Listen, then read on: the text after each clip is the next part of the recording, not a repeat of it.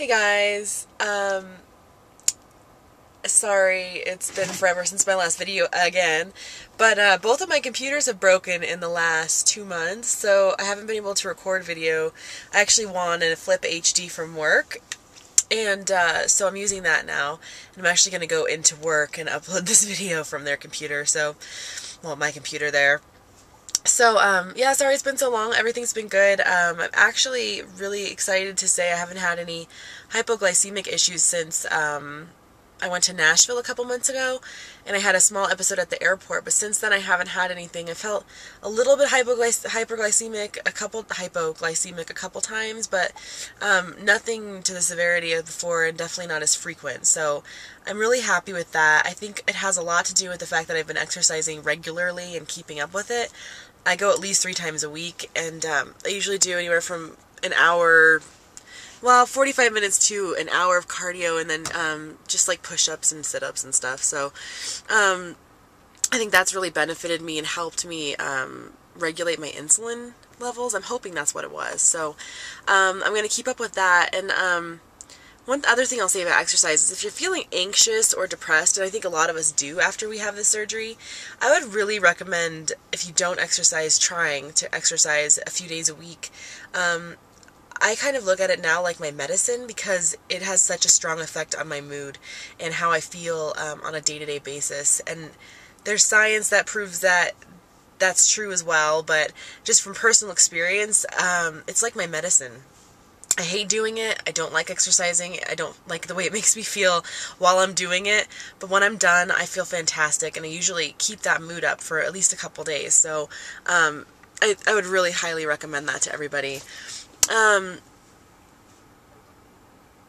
thing that I've been doing lately is eating organic, and I'm doing that for a lot of reasons. I'm not going to get into it right now in this video, but I've basically been cooking every meal of the day. Michael and I eat out maybe once a week at the most, once or twice. I mean, we don't really eat out at all, but I cook every meal almost every day. So that's really helped me with being able to know what's in my food and know what I'm eating. But I also feel a lot better, like my food is cleaner or something, and that sounds weird, and I will make a whole nother video on organic food and eating and why I chose to start doing it. But that's another thing that's changed. As far as my weight goes, I'm maintaining. I'm between 215 and 220, and that's after I got down to my low of 207, and obviously I gained some back over the holidays and stuff. And I think that it's natural when you reach your body's, whatever your body's goal ends up being, that you do gain back some of the weight. And I think everybody who's a couple years out knows that happens.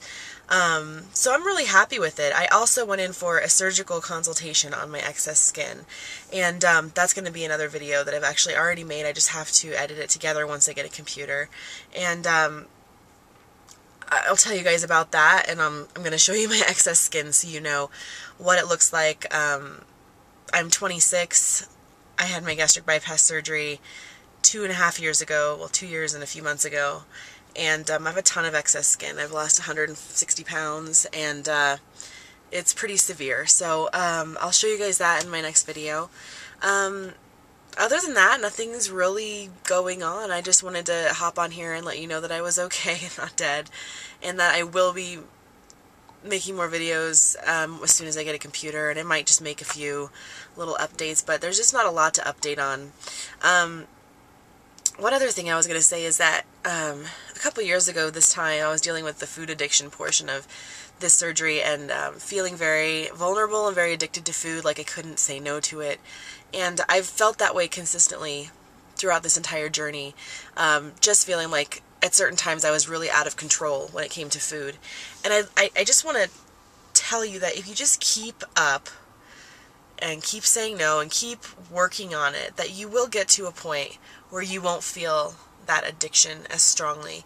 And I feel like I'm at the point where I can say no to food.